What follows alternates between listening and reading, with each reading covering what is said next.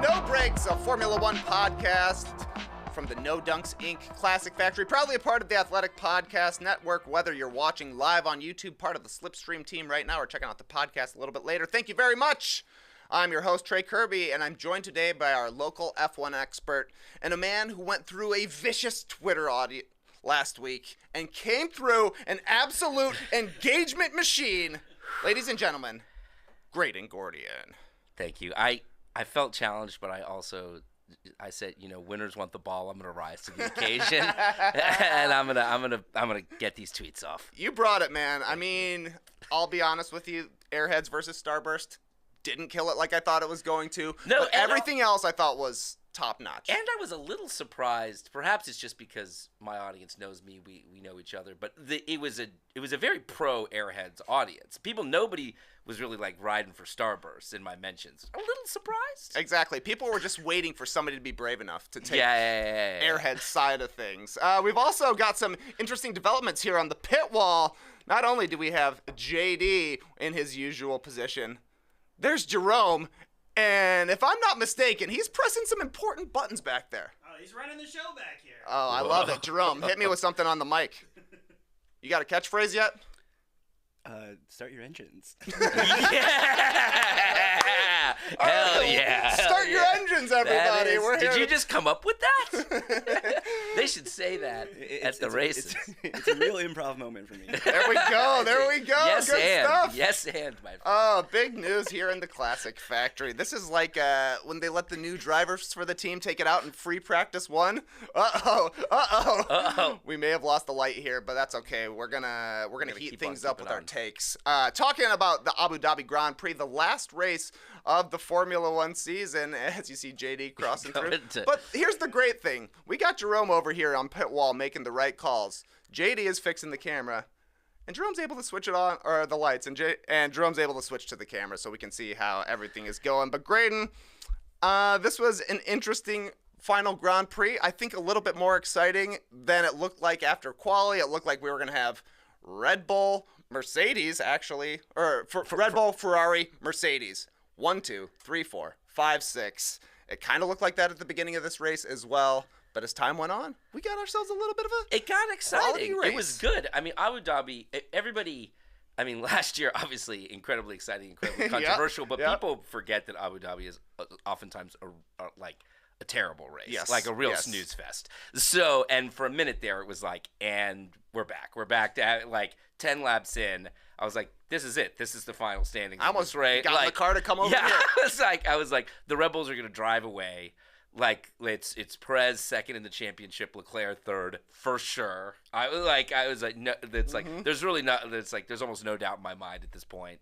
I was wrong about that. We were all wrong. I think everybody kind of had that reaction. We were wrong. It was pretty exciting. It was good. There was drama right up until the last lap. It did come down to the last lap once again. Not quite for the championship at the very last moment, but the battle between Charles Leclerc and Sergio Perez, basically for second in the Grand Prix and also for second in the driver's standings overall. Were you sweating it out? Oh, for as sure. Perez was chasing down Leclerc in the final few laps. As our number one Leclerc stan here in the Classic Factory, I was like literally standing up in my living room, hands on my head, like walking around, like so nervous, like so anxious, like pacing around the house. I was nervous because I wanted him to hold it off, and I mean, it was gonna be close. I was like, my God, I'm actually not sure. If anything, Leclerc ended up, which he ended up winning by about, I think, 1.3, 1.4 seconds, or finishing in second by that much, even a little bit more of a gap than I had initially anticipated. I thought it was a good call, though, by Ferrari. Obviously, in hindsight, it was a great call. At the time, I liked it, too. I was like, this is good. You've got to mix it up here, I think. You've got to like, zig when they zag, and the hards looked pretty good. Like, he was setting good lap times. It looked like they could go a lot longer distance.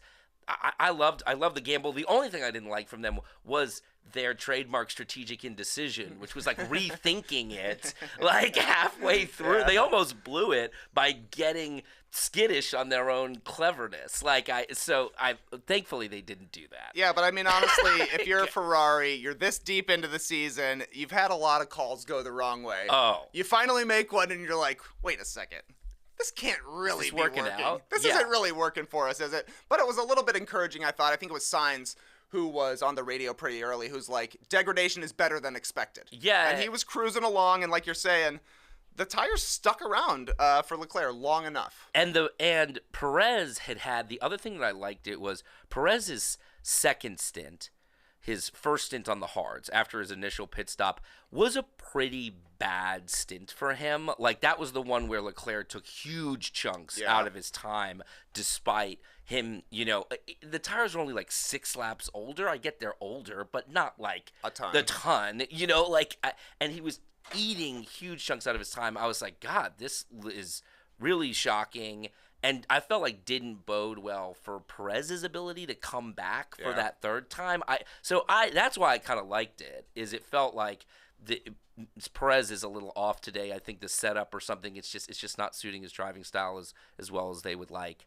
But incredible because, I mean, like you, like me, like everybody, 10 laps in, I thought the Red Bulls were going to absolutely drive away. I just thought there was no chance in hell that Ferrari was going to end up on the second step. Yeah, I thought it was pretty impressive for Leclerc to be able to split both of the Red Bulls in the final race of the season because, like you're saying, it looked like this was going to be a blowout, which it absolutely was for Verstappen. Yeah. Like, it's very funny to watch this race.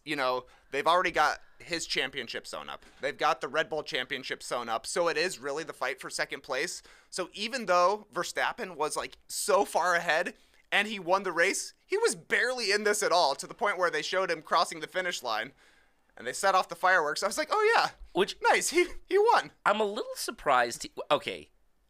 I both am and am not surprised he didn't play more of a role. I'm not at all surprised that he didn't slow up to try to impede Leclerc or something like that. He would, it seems fairly evident that he's not interested in like going out of his way to help his teammate. However, and they even said on the radio, I think they didn't show Perez's initial question, but they told Perez Leclerc would have DRS. I think Perez had been saying Max should slow up and hold up Leclerc so I can catch him. And they said, well, in that case, he'll have DRS. We think that'll hamper your ability to overtake him.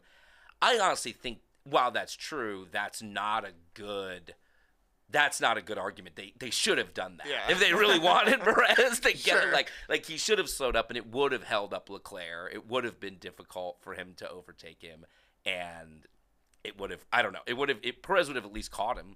So, I don't know. But didn't happen. What are you going to do? Yeah, it didn't happen. What else was interesting in this race? Lewis Hamilton had an interesting race. He was cruising along, but then his car kind of just started to fall off the cliff. It looked like it was a tires-related thing, but then as soon as he got past, I think almost as soon as he got down into 5th place, pretty late in this race, he just dropped out of the race. Eventually, it became Mercedes' first DNF of the season, which was a little bit surprising to me. They'd had such a reliable car, and it finally goes out on one of them in this last race, but a bummer ending, certainly for Hamilton. Yeah, huge bummer ending.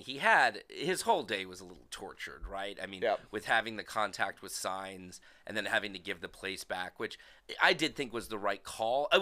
That was a little surprising to me, the way that went down, though. They had been very explicit that the race director would not tell you to give a place back. Do you remember this at the beginning of the season? They were like, thing at the beginning of the season. It's like, you'll have to make the judgment as to whether it's appropriate, and based on what you do, we'll penalize you or we won't, whether we think you did the right thing.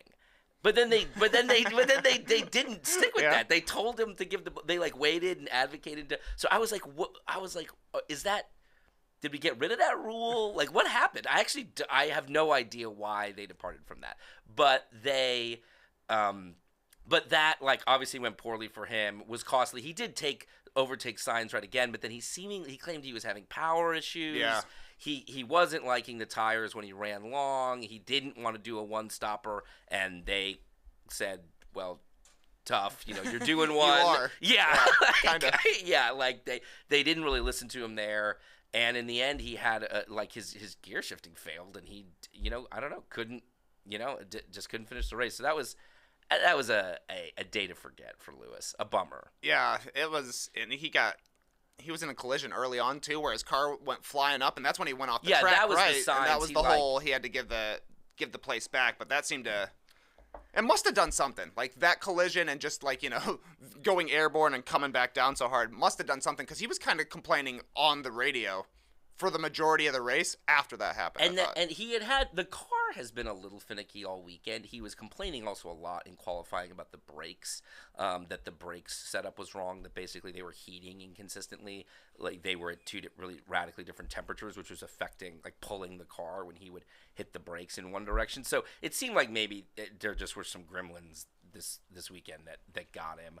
It's a bit of a shame, although it did also a little surprised that Merck couldn't carry their Brazil performance over to Abu Dhabi at all. Like, they ended up third in the championship. They were going to, whether or not Lewis finished the race. Right. That was seemed to be a done deal, but they finished third, and they did very much look like the third best team today, when that hadn't been true for the last few races. So a bit of a step back for them, but Russell had a nice race again. So yeah, we said last week that it was a little foreboding that Toto Wolff was like, yeah, we have no idea why we were actually so fast in Brazil, and it turned out that they didn't have a complete lockdown on the car, but like you said, George Russell finished in P5, but he was kind of out there all by himself. He had a 5-second penalty for an unsafe release. It took him a while to get his back right tire on, and then when they finally did, sent him out right in front of Norris. One of the McLarens. Yeah, Norris. Which was, it sucks as a driver to get that because it's not your fault, but that was an obvious instance. There was just no debate. That's like the definition of it. Yeah, kinda. right, totally, right. So that just sucks for George because there's nothing you can do about that. You got to penalize somebody. So let's run through the point scorers in Abu Dhabi. Max Verstappen obviously won in P2, Leclerc, P3 Perez, P4 Sainz, P5 Russell, and then we get down into the lower point scorers. Lando Norris came in 6th, followed by Esteban Ocon in the Alpine in 7th. Lance Stroll finishes 8th. In 9th is Daniel Ricciardo, his final race for McLaren. And number 10, final championship point of his career, Aston Martin's Sebastian Vettel. It was a pretty cool last race for Vettel. It was awesome to see him versus Ricciardo on the last lap as well. Wasn't able to pip him. I love to say pippin', That's a great way for passing people, but that was exciting for Vettel. He was driver of the day, no surprise. Yeah, no surprise. He got 100% of the vote. He probably would have been driver of the day if he had DNF'd. I mean, honestly, let's be real. Vettel is a legend of the sport, right? I mean, he's one of the greats. He's third all time in terms of championships, or third or fourth. He's right there. Obviously he's been one of the guiding lights of the sport in terms of its conscience and driving it to be more ecologically responsible. He's the man, and he will be missed. I hope he's around. I hope he's one of those drivers who does come around and remains a part of it, because he's a fun guy. He's chill. He's got great chill dad vibes. He does seem to have great chill dad vibes, and it seemed like, I don't know, it's been a little bit of a celebration of Vettel over the last 3 weeks, really, where everybody's oh, this is his last time in Brazil. This is his last Formula One race. And it's cool to see him actually have some competitive moments. I know he was pretty upset late in this race. He's like, I don't know how we got this strategy so wrong. I mean, I guess at best he probably would have came in 8th, where Stroll came in, which a fine drive for him, but at least he got a point. He was running ahead of Ocon at one point. I mean, in the beginning stages, he was battling Ocon, right? He was trying to pass him. I think eventually, I can't remember if Ocon pitted or if he did pass him, but that is probably where Vettel is looking at the standings saying, why didn't we finish up around that guy that we were neck and neck with in the opening laps? Listen, that didn't work. That's a bummer. I wish it had, but I get why they tried something. It was they really made a big deal of this on the broadcast. Those points, that extra point that he would have gotten for passing Ricciardo was the difference between them finishing behind or in front of Alfa Romeo and receiving an additional $12 million in prize money, which I think you forget sometimes how important the constructor standings are just to the literal huge bags of cash these teams get at the end of the season. Just $12 million. They kept saying $12 million so many times. They love that stat. They do this. Crosby and Rundle, I do feel like they get in these They have like a fact of the race every week, Yeah. something they can't stop mentioning or like keep bringing up. Last in Brazil, it was whatever like George Russell's hometown is, like I want to say King's Landing, but that's Game of Thrones. It's like King's something. He's from like King's something, Yeah, and they said they said the name of that town like 18 times. They do this. The $12 million. They kept saying $12 million over and over. So. Yeah, we called one game ever, a summer league game between the Portland Trail Blazers and San Antonio Spurs, and I must have said Wade Baldwin Jr. was playing for a contract 1,000 times because it was like the one thing I knew about Wade Baldwin Jr. So I'm like, oh yeah, I'd love to see him scrapping out here. You know, he's fighting for a contract. That was 100%. Very much the $12 million. It's like, I know this about this part of the race, and I'm going to keep saying it. Totally. So I thought that was pretty funny. But, yeah, the $12 million, I guess, didn't happen. Didn't happen, no. I guess it went to Alfa Romeo instead. Congratulations to them on the $12 million. Yeah, congrats. It's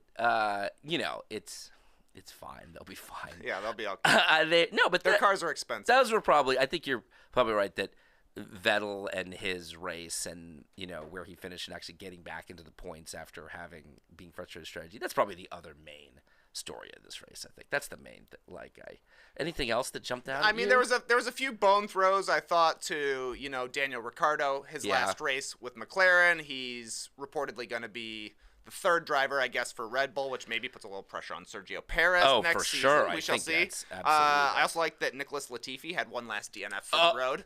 And one last wreck. Yeah, like why not? Yeah, like one last crash into the wall. I actually thought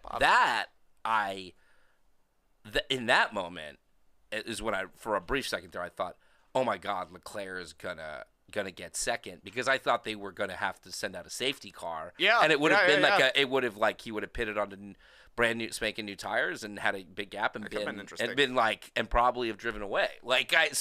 But they didn't end up. They just briefly yellow flagged that sector. Didn't end up mattering that much. But yeah, and not an ideal ending for Mick and Latifi in what is very possibly both of their last races in Formula One to come together and spit out. So I will say, to Mick Schumacher's credit, his last drive with Haas, and he did come in ahead of Kevin Magnussen. There you go. So that's nice for him. Although it sounds like in the end, what was it? Gunter Steiner said this week that it wouldn't have even We're back, baby. Hey, here we go.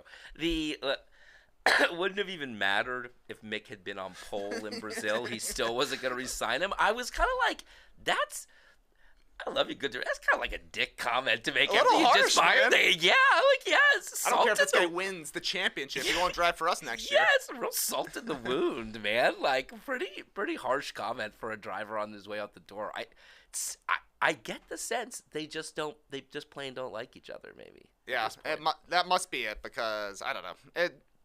I don't know. Like, what's Mick doing wrong out there? The car's not good, obviously. He's not one of the better drivers out there, but they're just bringing in like a mid-card dude for him. Yeah, I get that he's he didn't just crush it out there, maximize every opportunity, but I don't think Mick was I think mildly underperformed. I don't think he dramatically underperformed. Yeah.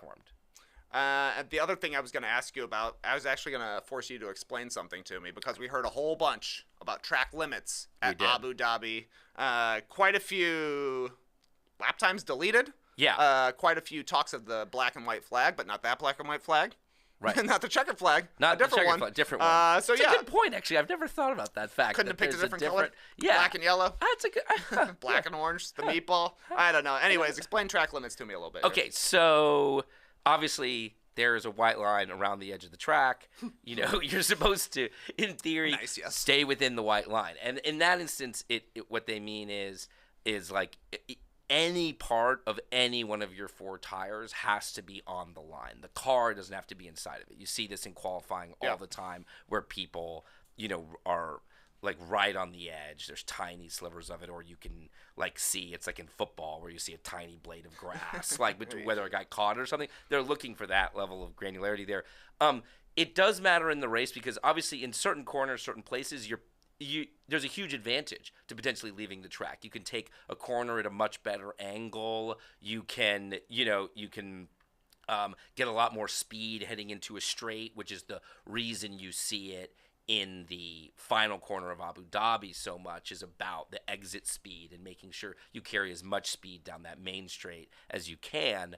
And so you do hear it a lot at this last race of the year. A very confusing part is they do kind of regulate it differently at different tracks. Sometimes, like, everywhere on the track is track limits bound. Sometimes they're really just focused on specific corners that they're policing. I guess presumably because those are the only places where you really can gain an advantage. It varies a lot, but you get 3 track limit violations. Then you get shown the black and white flag, which is like, hey, don't do it again. And if you do it again, you will get a 5-second penalty. So Hamilton, for example, had he left the track one more time, would have received a 5-second penalty. Right.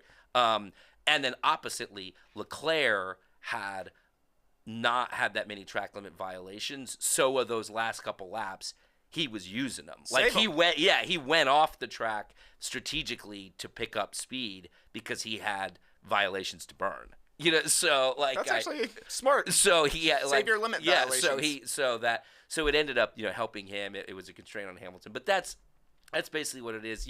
Certain tracks it's more advantageous than others. Abu Dhabi is gotta be on the short list of ones where we hear about it the most, especially because of that last corner. Oh yeah, that last corner. It's like they're flying and then they want to keep flying right around that corner. They go off the track all the time.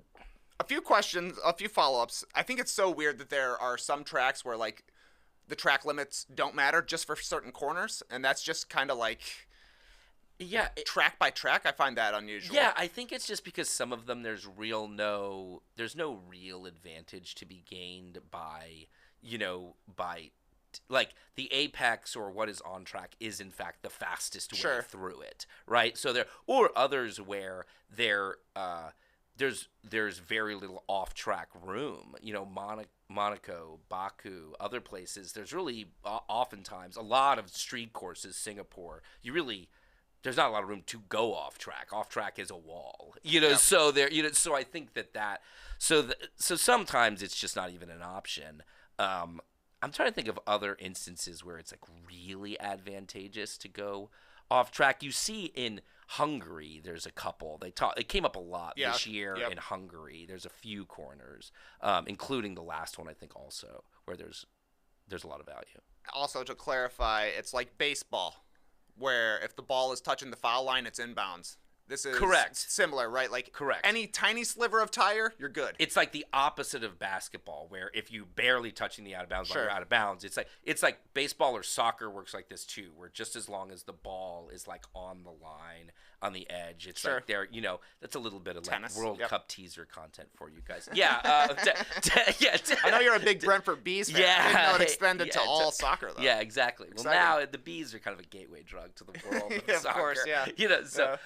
Tennis same way. So it's exactly like that. So and you actually see, I mean, guys really do cut it close. Verstappen's pole lap, I actually like jumped out of my chair and I was like, that was track limits. I swore. And I guess at one point all 4 tires were out, but just as his back tire went out, his front tire came back in. I mean, by like as close to a not track limits violation as I've ever seen a driver pull off without, so he was smooth. Yeah, it was smooth for sure. And the last thing I wanted to know about is when they say a track time is deleted and they delete the track time, that has just no effect on anything? The reason it would matter is because you do get a point for fastest lap. Okay. That's the only time. I mean, they matter. do technically. They're like, that lap can't count as your fastest lap because you went out of the track limits. Fair enough. I think that's why. I mean, does it? I think there's other things like, you wouldn't get the record for lap time at a circuit. Sure. You would fastest lap time at a circuit. You wouldn't. There's other just things like that, but obviously, yeah, it doesn't really matter. In quality, that matters obviously immensely. Yeah. But definitely. Sure. but yeah, I've never. I'm trying to think. Only even once or twice have I ever seen an actual fastest lap deleted for a lap time. And I don't mean like mid-race. Like you do, if you were paying attention every once in a while, you do see it mid-race, but also there's 30 laps to go, and that's not going to be the fastest lap. Yeah, it doesn't matter. Like, but a couple of times you've seen like a guy do a fastest lap on the last lap, but he goes out or something. Mm-hmm. So it's not very common though. Hey, man, thanks for explaining that. Hey, yeah, of course. Very much appreciated. Our final driver standings of the season go like this. In P1, Max Verstappen. You ever heard of him? He's GQ's Man of the Year. Oh, that's where I did first learn Back-to-back jacks for Max. That's actually really nice right there. Back-to-back jacks for Max. 2 straight championships. Charles Leclerc finishes second in the driver standings for Ferrari, ahead of P3 Sergio Perez. George Russell, nice little season for him, came in P4 really in the Mercedes. Carlos Sainz in 5th, Lewis Hamilton in 6th. First season of his career, he didn't win a race, if I'm not mistaken. They kept bringing that up on the broadcast as well. Don't know about the status of his $12 million. Lando Norris, he finishes in P7 for McLaren. They said he was thinking about changing his number to 7 on the broadcast because he came in 7th like so many times this year. You think that was facetious, or you think he's really thinking about it? I think he's 4 right now. That's got to be a joke. They've got to just be poking fun at Max for changing his number to 1. Okay. Right? Right? Respect. Right? I like that, yeah. I mean, because otherwise it's a weird choice. Otherwise, I'm going 7. Yeah, it's came in 7th. I came in last year. 7th, buddy. I'm big number 7. It seems weird. Yeah, that does seem weird. So, anyways, Norris did finish 7th. We'll see next year if he wears number 7 on the car. Ocon finishes in 8th ahead of Fernando Alonso. Alonso, DNF again in his final race for Alpine. This guy had a real Snake tough bit, go, man. So exactly. snake I bit. mean, he's estimated he's lost more than 70 points, which, if I'm mathing it out, would put him up to P8 in the or the drivers' championship. He drove the wheels off the car this year. I mean, he had an incredible season for a guy who came in behind his teammate, behind 9th. Yeah, like he had a really good year. Yeah, I thought he outdrove the car all the time. All the time. And then the car would break, like about halfway through half of the races, which is too bad for him. Valtteri Bottas finishes 10th for Alfa Romeo. He's followed by Daniel Ricciardo. In P12, Sebastian Vettel in his last go-around the F1 circuit. Kevin Magnussen finishes P13. Pierre Gasly, 14th. That's a disappointing finish, I have to say. Lance Stroll finishes in 15th for the season. Mick Schumacher, 16th. Yuki Tsunoda, 17th. Zhou Guanyu, 18th. Alexander Albon, 19th. Nicholas Latifi, yeah, he got some points this season. He finishes 20th. And then Nick DeVries, he's 21st. And Nico Hulkenberg, technically 22nd in the driver's standings this year. I guess he'll be moving up next year. 20th at the absolute worst. Yeah, that's a great point. Yeah, I think Nico. Or you say that, but Nick DeVries got points in one race, and we've definitely had years where guys have finished with 0 points. I suspect Nico Hulkenberg will get a couple of points next year. Yeah, we shall see. In the constructors' standings, it's Red Bull taking home the championship. They didn't actually win the championship last year. It was Mercedes, they did not, so a nice win for them. Ferrari finishes P2, quite a bit ahead of Mercedes. That turned into a battle late in the season. Alpine finishes in P4, ahead of McLaren in P5. From P6 is Alfa Romeo. P7, Aston Martin, followed by Haas, AlphaTauri, and Williams. What a season we had. The Alfa Romeo and Aston Martin are literally tied on points. Tied on points. Yeah, crazy. You know, if Vettel would have gotten that one more point, $12 million. He didn't want it, close. Though. He said, I'm not going to be around. No, I'm not. I'm not putting $12 million. $12 million. Do you know how much money I've made in my career? $12 million. I don't bend over to pick up you. $12 million, please. I'll tell you what, though. We watched this race, and then we came over here right away to record the podcast. Mm-hmm. That's the way to do it, man. I felt like I was an F1 driver looking for my whole shots down the road. There's this one great turn. I think about it every time when we're recording. Like usually we're on a Tuesday. I come down that one hill, JD, then I got to do a left and a quick right. Snaking through. Yeah. I'm like, I hit the apex perfect on this one today. I was flying. I think I set my personal. The Doyle S's snaking through. The Doyle S's. Yeah, although on my way over here, I was actually pretty nervous because I saw like 13 cops where the DeKalb County Police were out. They're out. They were out today. And I was like, I got to chill out. Church. That's exactly right. It's true. They actually were. Yeah. That's exactly right. We're going to take a break, and when we get back, we're going to hand out some awards for this Formula One season. Stick around. It's holiday time, guys. This year, Peloton is giving you their best offer of the season. Get up to $300 off accessories when you purchase a Peloton bike, Bike Plus, or Tread $300. I think that just broke the Factor record for best discount. I mean, you can get a lot of stuff for $300. Wow, this is like wedgies after wedgies. Right? After breaking records. It's raining discounts over there. Shop from a variety of accessories such as cycling shoes, a heart rate monitor, and more. If you've been waiting to sign up to join Peloton, this offer provides you with everything you need to get started. You're more likely to stick with the fitness routine if it's something you enjoy, which is why Peloton instructors make every workout feel like hanging out with your friends. Speaking of music, iconic. That's all it says here. Exclamation point. Iconic. But I know it's classic rock, R&B, hip-hop. Hell, they've got Broadway and a country workout I just took with the Cadence King. Thought I'd hate it. Loved it. Oh, yeah? Hey. Yeah. I'm a country guy now. I feel like everybody's turning into It's I like- think Yellowstone returned last night, too. Oh, maybe that's what it is. It's just in the air. Whatever your tastes, you'll find the perfect soundtrack for your workout on a Peloton bike or tread. And whether you have 10 minutes to spare for a strength class or 30 minutes for a running or cycling class, there's a workout for you. Don't miss out on Peloton's best offer of the season. Visit onepeloton.com to learn more. All access membership separate. Offer starts November 14th and ends November 28th. Cannot be combined with any other offers. See additional terms at onepeloton.com. Up until last week, I had never tried CBD products before because I was doubtful they did anything. I'm being honest with you here. You know, and like pumpkin spice, I felt like CBD products were everywhere. CBD drinks, CBD pet products, CBD lotions. Anyway, I was a skeptic, but your boy is slowly coming around to the benefits of CBD thanks to Next Evo Naturals. I'm really into this Next Evo Revive CBD complex. I've found it helpful in reducing muscle soreness after a long run or playing hoops at our local run here. And Nora and I have started taking it to help sleep at night too. You know, pop that capsule about 45 minutes before bed, and boom, Annie Lennox. Sweet dreams are made of this. It's not nice. these.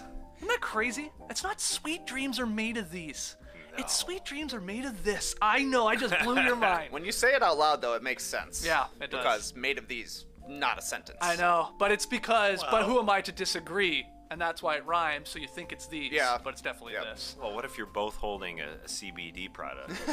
Sweet dreams are made of these. Yeah, you're right. The reason these Next Evo Naturals work so well has to do with the Smart Sorb technology, which is clinically proven to help your body absorb CBD 4 times better than regular CBD oil. And when you think about it, it makes sense because most CBD oil, which is found in gummies and capsules and stuff like that, it achieves between 2% and 10% absorption, which means more than 90% of what you think you're getting is actually wasted. Next Evo Naturals, though, scientifically formulated to deliver more CBD in a way your body can actually use it. And to help your body have a healthy inflammatory response, try the new Revive CBD Complex, which adds the benefits of curcumin with CBD, helps you feel restored. I'd like to say that. Something that you say, hey, how you doing?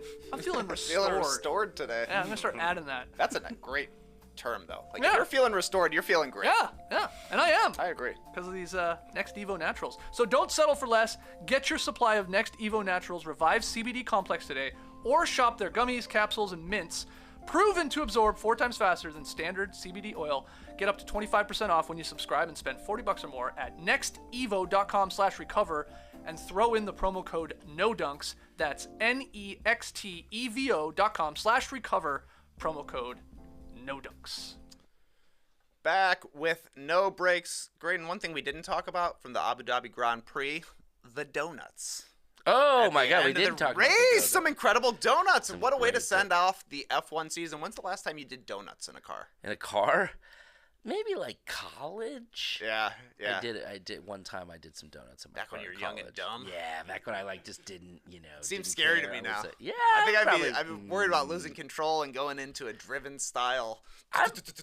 I would say I'm not doing a lot of donuts in the wagon these days, although I think I could do it. The donuts are fun. I was a little disappointed because when Fernando Alonso retired the first time, they went out there and him and Vettel and Hamilton did donuts together because it was like the champions Sure. like doing donuts together, like honor him.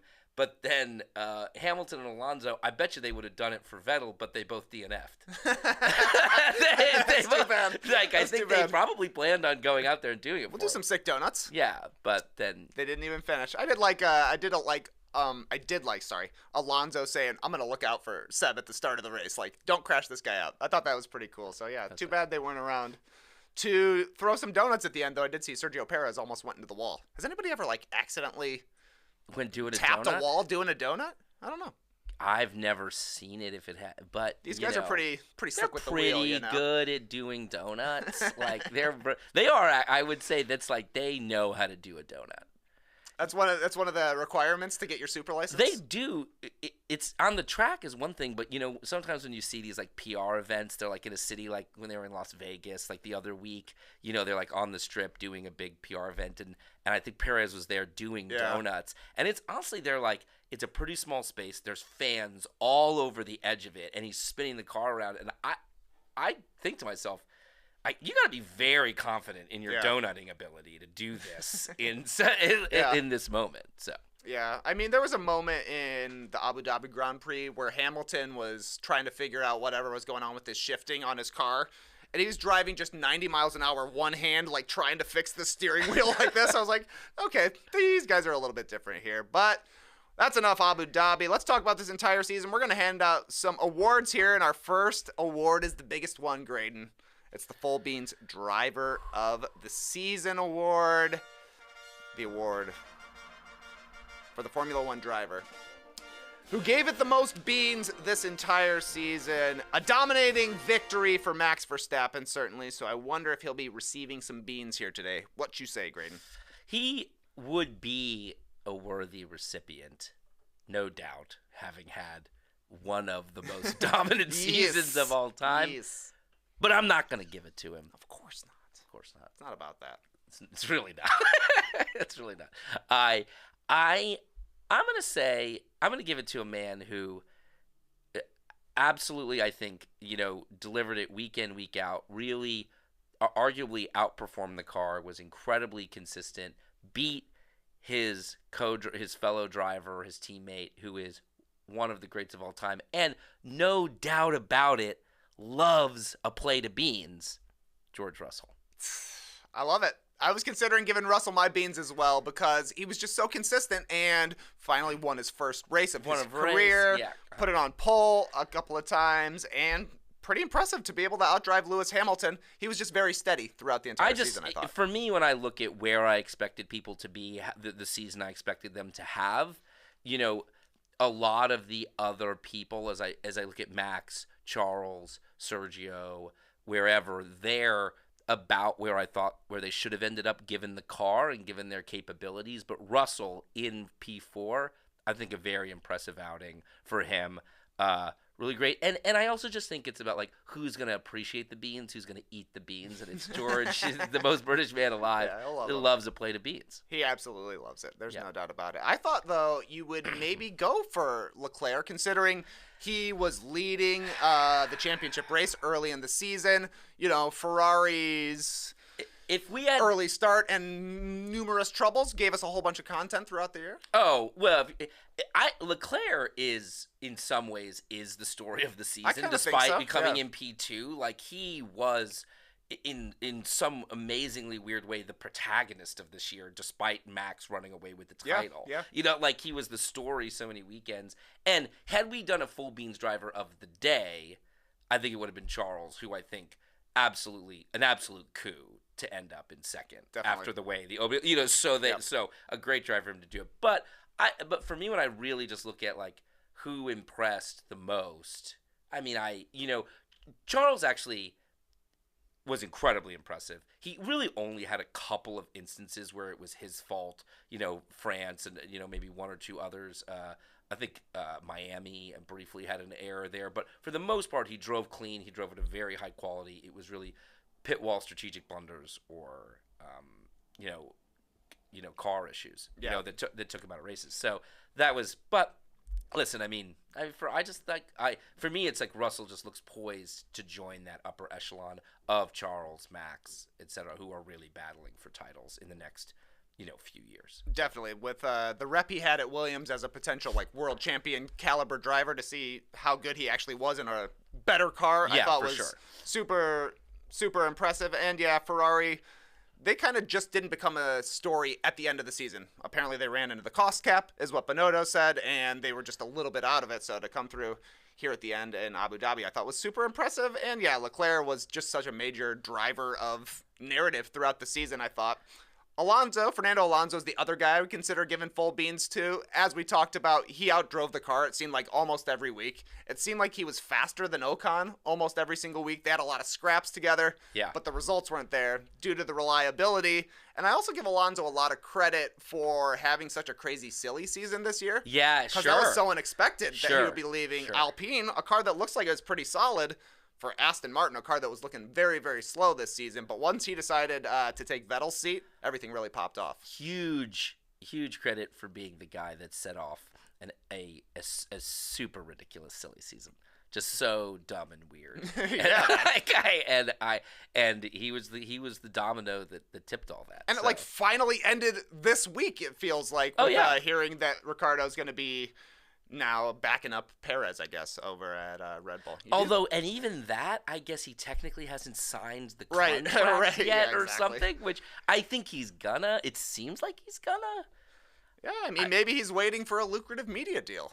That guy will be like a famous commentator eventually. Oh, for sure. I gotta presume that if there's ever, because he does love the U.S., if we ever have an American, I know he's Australian, but he loves America. If we ever have an American broadcast that's not Sky Sports, and it's we do an American, absolutely could see Danny Rick as the Martin Brundle of that, as the color guy there. Yeah, I thought it was pretty telling that all the McLaren garage was wearing Stetson hats. The traditional Australian Stetson Exactly, hat. Yeah. We want to hear from you, though, in the Slipstream team or down below in the YouTube comments. Let us know your full beans driver of the season, or any of these other categories that we're going to be handing out here. How about biggest disappointment this season, Graydon? Okay. Couple options here. So one, I think AlphaTauri, pretty weak year across the board. Feels like they've got to win the award for team we talked about the least, because they did the least interesting stuff all season. And Gasly took a huge step backwards. But I also think who was it? Apologies that I forgot who pointed out on Twitter, but somebody pointed out the other day that they also did all this with what is clearly the best engine on the grid. Red Bull has the most powerful engine. They have that engine in their car, and they took this huge step back with what should seemingly be a pretty big technical advantage. So that's not good. Very disappointed. Yeah, 9th in the constructors' standings for AlphaTauri. And like you're saying, we talked about Williams more than we talked about AlphaTauri this year. We certainly talked about Haas a lot more with all of their drivers changing. And I mean, even at the beginning of the season, Alfa Romeo had a little bit of a start. We were talking about Bottas. Yeah, we talked about Joe. They for sure. I mean, they probably are the team we mentioned least often. P14 as well for Gasly, and that was a guy who seemed like he had a little bit of momentum, maybe coming in at least to last season. I think they took a little bit of a step back, and then this year, a little bit of a disaster, which is pretty funny considering we had that question not too long ago about the close relationship between Red Bull and AlphaTauri, and it's there might be a close relationship, but the teams aren't particularly close right now. No, not at all. Other disappointments, I think you got to look at where Sainz has got to be disappointed in this season. He came around a little bit better the later half of the year. He drove a little bit more cleanly, but so many races that ended a lap or two in to finish 5th in the standings in what was clearly the second best car for the majority of this. I know not every race in, race out, but on the season as a whole, and that's a disappointment. Sainz can't be happy. It makes you look like you are decidedly the number 2 driver, and that is not what he wanted. He did not join Ferrari expecting to be playing a supporting role to Charles Leclerc, but it looks like that right now. Oh, definitely You know, it does. so- And at the halfway mark of the 2021 season, they were like level with each other. and Leclerc and Sainz were. In the end, I do believe he beat Leclerc last season in the points. I believe he ended up slightly ahead of him, which was unexpected, and I think people generally didn't feel was representative of their talent. People generally were like higher on Leclerc than Sainz, but he had a it's so. I don't know. That's one. Who else jumps out at you? Anybody else? The other disappointment for me is that I wish I wouldn't have paid so much attention to the race for first, because it ended up being such a huge, dominating season for Verstappen. Yeah. But we were caught up in the early season of, can Ferrari take down Red Bull? Can Leclerc catch Verstappen? When in reality, there was an awesome battle for P2 between Perez and Leclerc, and then between Ferrari and Mercedes as well. And that really picked up heat as the season went on. But it's impossible to look at second. When you're looking at second, you're not trying to figure out, are they going to finish ahead of third? You're trying to figure out, are they going to catch the first place team? I just wish I had a different perspective, man. I think one of the people ask me sometimes when they're first getting into the sport, like, what do you, like, as a new fan, what should I do to, like, get into it? And my answer to them is always, like, find the joy in the midfield and, like, fall in love with the midfield a little bit, because you really can't count on the top of the standings to carry you through the whole season. Last year was such an anomaly, like that. But the reality is in the middle there in the pack, there's incredible racing, there's incredible stories, there's huge battles that make a huge difference to these teams. They're the $12 million, the aforementioned $12 million. For some of them, for Aston Martin, given the money they have, probably not a big deal. For some of them, that's a huge difference maker in how competitive they can be the following season. What about best race of the season? Who? What do you think was the most enjoyable Grand Prix? The consensus pick has got to be the British Grand Prix, right? I think so. So that was a really good one. I want to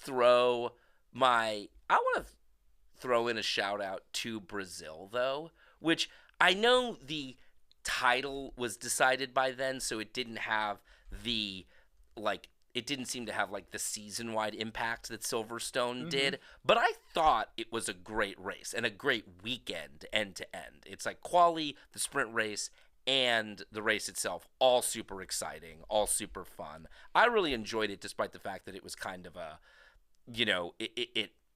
and its outcome, which was the Leclerc and Perez being tied in the points heading into this weekend, was, ended up making four. It was the whole reason today's race was super exciting and super dramatic. So thankfully, we got a great outcome out of that, just in order to set up ongoing drama. So, I mean, those are probably my two. Those are the top two for me as well. Silverstone and Interlagos, I thought, were both really, really fun. They're also races that neither Verstappen nor Leclerc won, right? So it's interesting to see, Sainz took the win in Silverstone. It was George Russell in Brazil.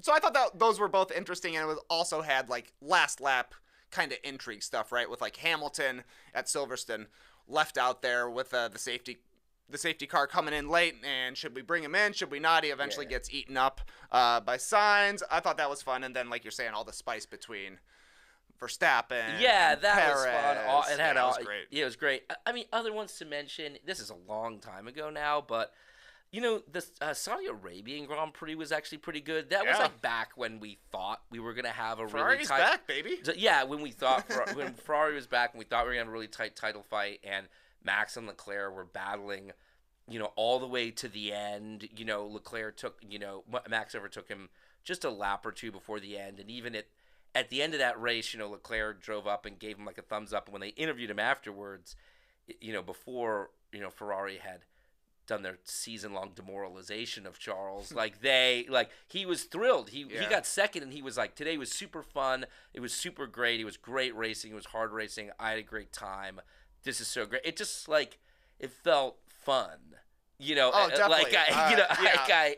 I would say like the first 3 races of the season, it felt like we were back at the end of 2021. Yeah. We're like, okay, we got 2 real deal championship contenders here that are going to be going until the last lap of the season again. So early season, Silverstone, Brazil, I think are huge wins this year. How about a favorite random moment from the Formula One season? Wow, favorite random moment. Gosh. I can jump in. How about Nick DeVries getting points in his very first race in Italy? That was pretty cool to actually see him step in there and, kind of put an end to Nicholas Latifi's career. It kind of felt like that was the final straw for him there. So I thought that was really cool to see. And I would also say our silly season this year was great. That was big time. One favorite moment of mine, sadly you weren't in the studio for it, but when we had the guys from the Red Flags podcast on, it was live on air when Oscar Piastri had said, "No, I'm not driving for Alpine." That news broke like mid-episode. That was a great moment because that was so shocking. I mean, genuinely shocking. So that was really enjoyable. Didn't we have was it Latifi who had to dodge like a beaver in Canada or something, or an animal? There have been a couple animals on track. I always love an animal on track as long as the animal makes it out alive. Yeah, exactly. As long as it's a successful animal. Yeah, there was one. We had a really good instance of that in Montreal, where it was like I think it was a beaver. There's got to be, but I think it was I'm just Latifi. Googling animal on track here. We can see what kind of groundhog. Groundhog. A little smaller than a beaver. A little smaller than a beaver. Yeah, a little. Yeah. So I like that. I like That's pretty that. funny. I thought that was a good. That for me, I was like, yeah, I like this. This is weird. This is dumb. I like this. Also, throw in our J.R. Hildebrand podcast. Oh, that was a good time. Great app. And a couple of banger film sessions, Driven and Days of Thunder.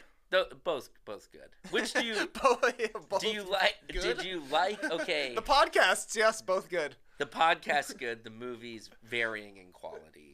Yes, neither good, but one is a good bad and one is a bad. I'm proud that out of all the film sessions you guys have done over the years, that I got to participate in what was widely agreed to be the worst movie we've ever watched. Like there was just utter total consensus across the board that this is the worst movie we've ever watched as part of this series. So I was proud of that. It'll be interesting to see if anything ever beats 0 out of a million for a score. It's gonna be tough to do, but we shall see. 0 out of a million. How about a meme of the year? You got any memes you've been enjoying these days or this season? What were the best? Well, my memes? number one meme this season was Carlos Sainz wearing a football helmet after after the podium in Miami. The salute to me is very funny. I think I like just this wearing a football helmet. It looks cool, right? Like, I'm into it. At the time, I think I kind of made fun of it, but in retrospect, I would throw that up on my shelf. Like a Pirelli football helmet. Yeah. Or I also think a football team, it's similar to a Vikings or an Eagles where they have the horns going back on their helmet. I do like the whatever the little leaves. The Caesar leaves? Yeah, the Caesar. Those? Yeah, whatever those are. It is. Olive they are branches? like Caesar. They are like Caesar leaves. Caesar leaves. I don't know if that's yeah, what it's they're from called. the Caesar tree. No, but I know what you mean. It is like that. Yeah, exactly. I thought Miami in general gave us quite a few memes. When we realized. It was funny to find out they had a fake marina, and then it was even more funny that they had fake water in the fake marina. Wow, awesome. Thank you for reminding me of that. I had completely forgotten about that. That is a long time ago, and B was great and surreal that they just did that. So odd. The marina, building the marina, at first I thought, that's so weird. Yeah. The fake water just took it to a whole nother level of weirdness. That is simultaneously it's the most memeable race of the season, but it's also one of my least favorites just because the signal to noise ratio was insane. I just felt like the whole weekend was insane and such a furor of content and celebrities and weirdness. It was a weird one. That was a weird one. If you think that's weird, just wait till it's in Vegas next year. Oh my god. It's gonna be insane. It's gonna be I want to see it. There's a part of me that's worried it's going to be insufferable almost. It's going to be too much. Didn't they say it's the first Saturday race since 1986 or something like that? the last time they were in Las Vegas, something along those lines. It's gonna be Yeah, wild. it's a They already Saturday have cars night. driving through casinos, so It's a Saturday night race. Yeah, that is, I guess. When is quali that weekend? Do you know? I don't know. I know it's Thanksgiving weekend, so we got like a year to figure it out, Oh, okay, great. and a year to scrape together the money to afford one of these. Yeah, these I have a tickets. buddy. My buddy Ben, I guess, works with the company that's producing it. So he was like, "Yeah, I could get his tickets, but I wonder if Taryn will let me leave on Thanksgiving weekend to go to an F1 race." I feel like Just go with the the odds boys of to that Vegas are, for yeah, it's Thanksgiving. Like, What's the big deal? Trey, JD, and I are going to Vegas. It's a not work a big trip. deal. It's work. But I mean, if you got a hookup, hey, I almost do. gotta I know. do it. Then it's like It would I be a have disservice to go. not to. Yeah, exactly. The I'm only working other on it. meme I would say this year is porpoising. Remember when we talked about porpoising Oh my all the God. time? Constant. That was disappointing. Like it never. What do you mean? Like, What was disappointing? I don't want to have to think about physics. Oh yeah. That's what it is to me. I don't know anything about aeronautics, man. Yeah. I'm supposed to figure out floor effects. Yeah. There. It Yeah. just looks so painful. there was a lot of porpoising. There's a lot of porpoising talk We early were in the really season. bouncing around a lot. But we want to know what you all think in the Slipstream team, so let us know your Full Beans driver, disappointments, best races, anything else you liked from this Formula One season. And if you're watching live in the Slipstream team right now, leave us some questions, because when we come back from break, Graydon and I are going to answer a few of them. Oh, Shopify, my old friend. I mean, really, our old friend. We used to have a Shopify store before getting with our new t-shirt retailer, who's actually our friend. It's time to knock out that new business idea out of the park with Shopify, just like your boys. Shopify is the all-in-one commerce platform to start, run, and grow your business. It does it all. You don't need to worry about a thing. Shopify makes it simple to sell to anyone from anywhere. Whether you're selling warm-ups or wall hangers, it's time to start selling with Shopify and join the platform simplifying commerce for millions of businesses worldwide.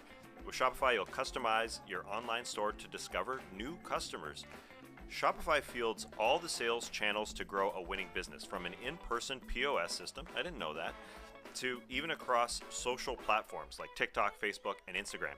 And thanks to 24/7 support and free on-demand business courses, yes, courses too, you can learn with Shopify. Shopify is on your team every step of the way. It's how every minute new sellers around the world score their first sale with Shopify, and you can too. We used it for No Dunks, and it was simple, but also pretty comprehensive.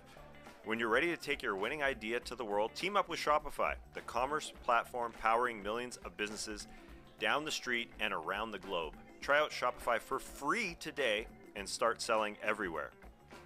This is Possibility, powered by Shopify. How do we feel about that English? Getting back to our sweet dreams. dreams are made of this possibility. Yeah, exactly. Sort of works. I guess. Shopify. Sign up for a free trial at shopify.com/nodunks. All lowercase. Go to shopify.com/nodunks to start selling online today. Shopify.com/nodunks. This classic episode of No Dunks is brought to you by BetterHelp. I've had some coffee maker problems the past couple of days. Not sure what's going on, but we got grounds where there shouldn't be grounds. Way too much steam and not nearly enough coffee. Been trying to clean out the insides as best we can, but I haven't been able to crack the code, and unfortunately, we don't have the user manual anymore, so I can't just look up the right way to get this thing back on track. Kind of like life. Because unfortunately, life doesn't come with a user manual. When it's not working for you, it's normal to feel stuck, and navigating any of life's changes can make you feel unsure. But therapists are trained to help you figure out the cause of challenging emotions and learn productive coping skills. As the world's largest therapy service, BetterHelp has matched 3 million people with professionally licensed and vetted therapists available 100% online. Plus, it's quite affordable. Just fill out a brief questionnaire to match with a therapist. If things aren't clicking, you can easily switch to a new therapist anytime. It couldn't be simpler. No waiting rooms, no traffic, no endless searching for the right therapist. Learn more and save 10% off your first month at betterhelp.com/nodunks. That's betterhelp.com/nodunks. Back with no breaks. Got some good answers from the Slipstream team about the various awards we gave out in the last segment. Ignatius Roberto mentions Alexander Albon finished 10th in the Australian Grand Prix almost without pitting. That was really cool. Remember that? That he was ran a great super moment. long, pitted the very last lap, and locked down a point. So that is a great random moment. And Terrific. Ignatius also mentions as one of the memes of the year, Martin Brundle's Paulo Banchero interview. Okay, yeah. Brundle had, I think, a standout season in terms of real weird on the grid stuff. I mean, he was really firing on all cylinders, making it weird pre-race. Yeah, he's like, you're an American athlete. Yeah. You must be the most famous football player there is. My God, that is incredible. And I mean, for me, when he quoted the Green Day lyrics, when he said, is it going to be a boulevard of broken dreams? That was pretty good. That was pretty good. I mean, God, so good. And as we've mentioned many times before, he was going out of his way to say full beans this year, I do believe. He said it at every given opportunity. Yeah, I think I agree about that. I think he's trying to like meme himself a little bit. I think he's got it.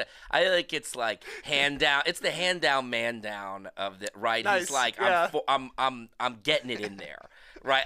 The hand down, man down of F1. I actually really, really like that. Also, got a great question from Javante Music here in the Slipstream team. We're going to be answering some questions here, and this will be the first one we start with. What's next for Mick Schumacher and Nicholas Latifi? Okay, so I'll answer this reverse order. Latifi, I mean, I will bet anybody a lot of money that Latifi never drives an F1 again. I mean, his career is over. He's just not very good. He's not very good. He's not very good at this, right? So I really just don't see anybody give him another shot. I think he can drive an Indy car though. Okay. If he wants to drive, I mean, I think they could get him a seat in Indy car, and he could probably. I think he'll probably be middle of the pack there. But I think he's already mentioned it as a possibility, so I could see that. Mick, I expect to hang around and try to fight his way back in. Like, I expect Mick to be fighting for a seat, talking to people.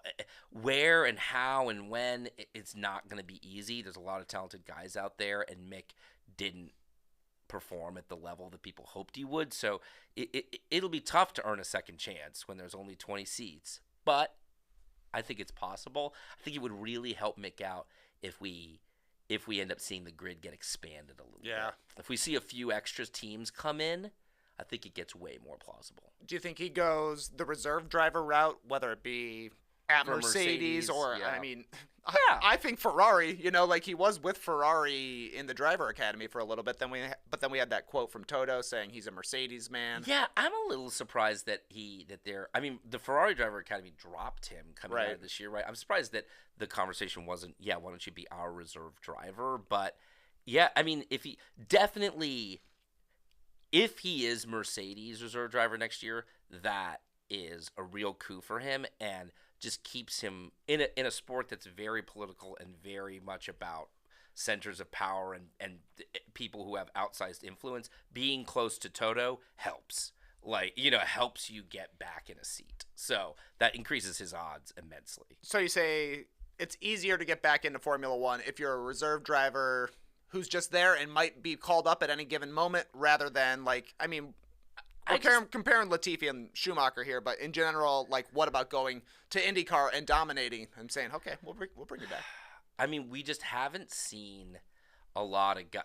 It feels to me like just going the reserve driver route is a little better. You're there. I mean, in terms of guys who've actually driven elsewhere and then made their way back, Nico Hülkenberg was driving in the German Sports Cars League, which is really well respected on the F1 grid. That's probably a better route than IndyCar, where honestly, the guys who go to IndyCar, Marcus Ericsson, Roman Grosjean, it feels like they're never coming back. Sure. It feels like that, this is the MLS equivalent of some guy when there's some big European soccer player comes over, right? It's David Beckham on the Galaxy. Yeah, it feels like that a little bit, so that this is a late career move or something. So that I feel like it'd be really hard to go to Indy and do, drive so impressively that you made it back. You do like soccer. You know a lot about it. I know all so about it. much I know that the MLS is the American Soccer League. This guy knows all about it. Our next question comes from @MUL358 on Twitter, who asks, do we see any team breaking into the top 3 next season? Obviously, he's talking about Red Bull, Ferrari, and Mercedes as the top 3 this season. Is there anybody who could potentially join that group next year? Well, MUL358, I think there's only really one serious contender for that, and it's got to be Alpine. I think I only say that because to me McLaren looked like they were knocking on the door for a while, but they clearly took a step back this season. It's not even because Alpine just was 4th, and it's like, well, 4th is just one below 3rd. It's because they are a manufacturer. It's because they have the power of the Renault Corporation behind them, and they do have the ability to make the sort of investments and commitment to the sport that probably can leapfrog you up into that group. I just do think it makes a huge difference when you have, an entire automotive corporation in the background. I just think that pays dividends in a variety of ways. So that to me is why they've always, they feel like the one most likely to get up into there. But I don't know. That's, Yeah, I agree. It's most likely Alpine because they were fast this year. It's just kind of about the reliability. That was a problem. They're also going to have 2 experienced drivers with Ocon and Gasly, though, like we said earlier, Gasly had a spark when he started, and it's not quite the same at this point for him. But when you compare him to McLaren, it's going to be a rookie in one of their seats, replacing Daniel Ricciardo, who didn't have a great run with McLaren, but still, Lando and a rookie is a little bit different than a couple of guys who've been on the grid in a while in Ocon and Gasly. So I would imagine they are the one as well. But yeah, McLaren, during the last season at Drive to Survive, we got Will Buxton saying, McLaren's back. They had their 1-2 at Monza. I mean, and they just seem to struggle so much with the new regulations, right? That they in that shakeup, they were on the losing end, it felt like. And the one thing I will give them is that, Lando is a supreme talent. Right up there with the best guys on the grid, in my opinion. So he can outdrive the car. He can get them to a place in the standings where they're finishing higher than they should have in the first place. But it takes more than that to break into the top 3. Sure. Like that, because that is a really dominant group you're talking about. Do you think that Alonso will have an impact on Aston Martin next year, or do you think they're just kind of still going to be I expect them to drive, but the reality is as much as I love Seb, it's, Alonso has his late career driving has been way above Seb's level. He's driven great. I expect him to push the car further. And Aston Martin is making big investments. I think they're building a new wind tunnel. They're trying to change. They're making big investments in the team. They could be there in a few years. I still do believe that, but I don't think that's a next year thing. That would be a really big leap. That'd be a big surprise. For one season. I just say, it's just hard in 1 year to make such a huge leap. Our final question comes from Lab Bunny. If Twitter implodes, which F1 Twitter moments would you like to never be forgotten? For me, absolutely, it's got to be Lewis Hamilton squatting on a tire. Oh. I don't know why. This was just the funniest picture to me. And so now anytime Lewis Hamilton, it seems like you might have a chance at the podium, I say it might be hammer time along with this picture. I was going to say it was Lewis Hamilton when he tweeted that photo of him on the top step over Alonso, kind of shushing him or something like that. During their beef this year, that to me was oh, this is great. This is good. It's a very public squabble. A public squabble. I love a public squabble. I love mess. Well, speaking of messy things on Twitter, this was something else I wanted to ask you about. What did you make of the pictures coming out of the retirement dinner that they had for Sebastian Vettel? Oh, my God. And the positioning of the 20 drivers that have been on the grid this year? First of all, we could just come back next week and do an entire episode where we just talk about every little bit and piece of this photo. I think this is such a rich archival document as far as the dynamics of the team. It looks like a birthday dinner for George Russell. It does look like a birthday dinner for George Russell. The best part of this photo to me is how much it screams that they all don't like Max Verstappen. He's like in the back, like in the dark, kind of like clearly nobody has their arm around him. Like everybody else has got their arm around someone. He clearly is not having a good time. Meanwhile, Charles actually the toll emotionally that this season has taken and him failing to win his first title is written all over his face. He looks like such a sad boy. You think he's a sad guy? He looks like such a sad boy. Like I don't know.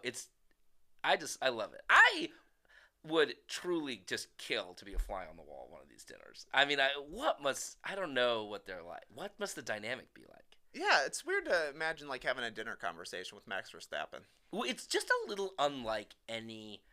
There's nothing else in sports like this, right? It's not like at the end of the season there's like, I mean, maybe there, but there's not some room where like LeBron James and Giannis Antetokounmpo and like and Luka Doncic all like go and like split a steak or something, right? Yeah. They. I mean, I guess there are NBA friends. You Yeah. see Chris Paul and LeBron and Melo and stuff hanging out, but it's not like there's no like NBA ball where like all the players go in a black tie event and hang out and like just our buddies at the end of the season. Like you don't have things like that. Yeah, I think this is pretty cool, and they should make him take like a casual photo at the end of every year. Like I know they did one like on the grid where they're all sitting, smiling, like a classic team photo sort of thing. But go out to dinner, take a picture. It's very fun to look at. I also love like Bottas's look is incredible. Oh my With the God. mustache, he's got a flat brim hat on. He's the best. Yeah. We could do an entire episode on the positioning of these people. I think everyone. Lance Stroll got a good spot. Lance Stroll's got a great spot. Lewis Hamilton looks great. His outfit is turned up to 11, like head to toe purple. The man loves some monochrome, right? Like he loves it more than anybody. Like look at this. He looks. Everybody else is dressed like some. I don't know. Like Checo Perez like literally dresses like I dress. Like this is like a white jeans and a t-shirt. Yeah, it's like. But Lewis is to the nines here. Oh yeah, he's a fashion plate. Yeah, I love it. Yeah, it's very cool to see. Sorry, I got a call.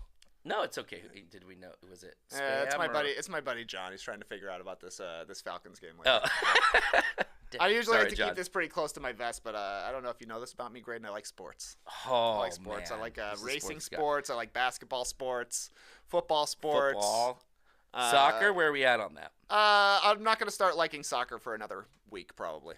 Yeah, but in a week, that's going to be. Yeah, I'm gonna exactly. know all about. I'm gonna I be can only this- I can only like one American-based sport at a time. Yeah. So right now it's Formula One, but as soon as we're done with the show, I'll start liking soccer. You know who else likes sports, but not just one sport. He likes a variety of sports. Who's that? Valtteri Bottas. He loves cycling. He's gotten very into gravel. He's big into cycling. He's big into cycling. See, he does a bunch of the premier gravel races. He does one in Steamboat, or he does one in Colorado every year, like during the summer break. And when he was in Colorado, I believe this is from 2 seasons ago, he took a very iconic photo, I think, in a stream, ass out.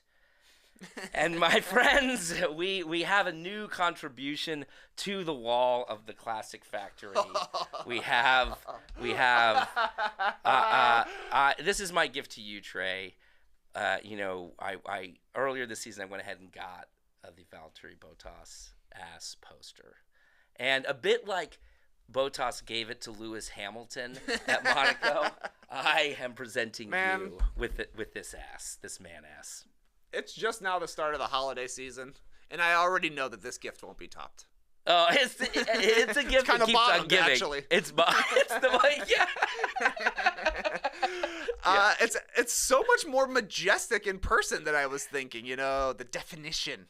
Wow, I mean, the rippling, both of the muscles and of the waves. That's a white ass. I mean, there's no two ways about it. There's no two ways about it. But I do look forward to having this hanging behind me for the entirety of the NBA season that we're embarking upon right here.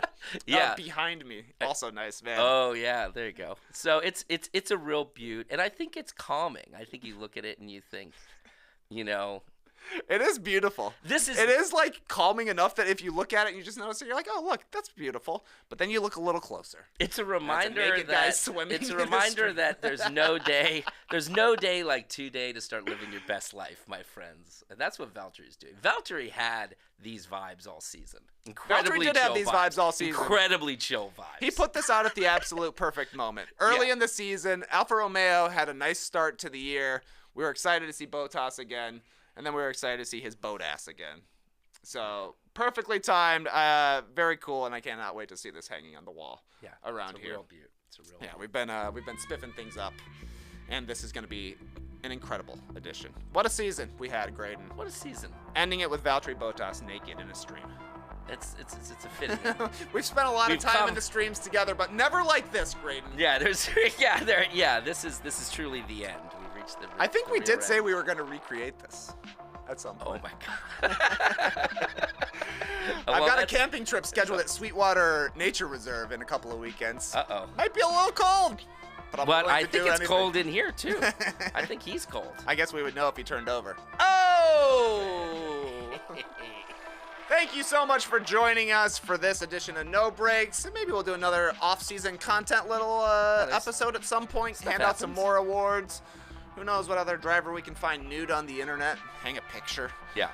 I don't want to end with the Clipper Bros. I don't even really want to end this podcast because as soon as we're done, I have to become a soccer fan. Right, then we gotta pivot straight to think about the World I gotta start thinking about soccer I gotta now. learn who's on the U.S. national team. I gotta learn their names. We got Miles Robinson, Is that true? Christian Pulisic. That's a right? guy. He's That's good. a guy. He's good. That's definitely a guy. The I think first he's one, I good. have no idea. That's definitely a guy. Thank you to anybody who listened to the podcast or joined us here live on the Slipstream team. We'll be talking about Formula One again someday. We'll be talking about basketball on No Dunks tomorrow morning at 10 a.m. Until the next time, be fast or be last. Be fast or be asked.